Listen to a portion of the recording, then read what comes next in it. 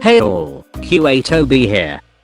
Today I'll be answering the question, what are some military strategies that can be applied to business? Our first answer is from Justin C. Map. For hundreds of years, military leaders have codified their way of thinking to enhance our lives and provide us with tactical purpose in our everyday successes. From Sun Tzu's Art of War, Rommel's infantry attacks, and even Clausewitz's on war, we can take away many different lessons from the work of these individuals and apply them to our everyday lives and endeavors. 1. Infantry attacks by Owen Rommel. Overcome the competition. During his time as an army lieutenant, and throughout several of his actions during WW1, Rommel describes overwhelming the enemy forces by shock troop tactics or an early form of blitzkrieg. However, he was known throughout his career for forcing his opponents to surrender during his offensives, despite his own unit being overwhelmingly undermanned or outgunned. He'd perform this by utilizing the wisdom of historical commanders like Napoleon, who said never to interfere with your enemy while they are making a mistake. By understanding the enemy's expectation of his own direction, he'd send a small contingent of his own men to face his opponents head on, and whilst they distracted the enemy with small arms fire, the rest of his unit would close in on the enemy while they were either unexpecting a flank or believed to be outnumbered and force their surrender. In business, acting as a shock troop would be beneficial to anyone in a competitive market who relies on the next move of their target to ensure their own success. First, examine your target's expectations and weaknesses, then reinforce your initial pitch or projections with the big guns. Exploit a weakness where exploitation is due. 2. The Art of War by Sun Tzu. Don't forget to lead as a leader. If you have an army of 100 lions, but their leader is a dog, then they will die like dogs. But if you have an army of 100 dogs and the leader is a lion, then the dogs will fight like lions. Napoleon Bonaparte.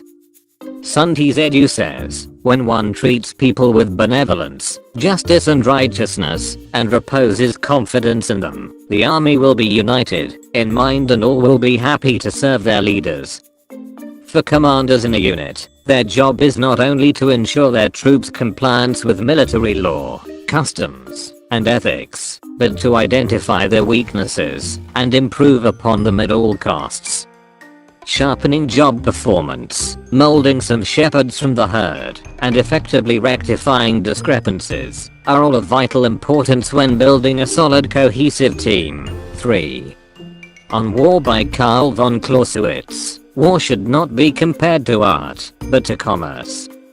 Strategy is merely a way we forecast decision making by the limited resources available at our disposal.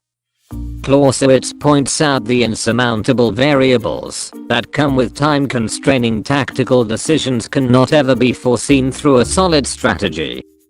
It's the same way armies that outnumbered their opponents have been defeated in the past, such as the famous Battle of Austerlitz, also called the Battle of the Three Emperors. The Emperor of Russia and the Emperor of Austria had a strategy.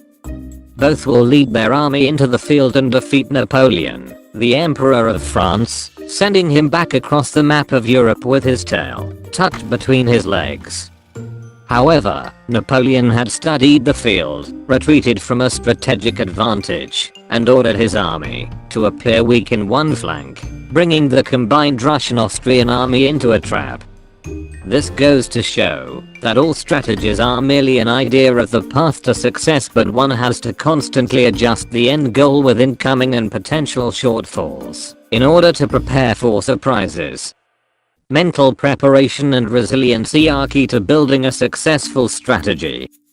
Our next answer is from Tony Burkill. 1. Set an objective, keep it uppermost, and plan to meet the objective. 2. Clear lines of communication. 3. Clear areas of responsibility. 4. Keep your troops well supplied, well led, well informed, treated with respect. 5. Gather intelligence on your opposition. 6. Listen to your troops.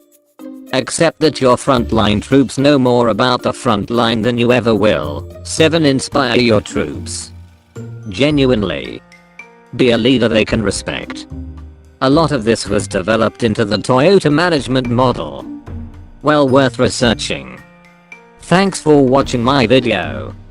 Check out my other videos for more questions and answers. Also please like, share, and subscribe for more of my content. Bye.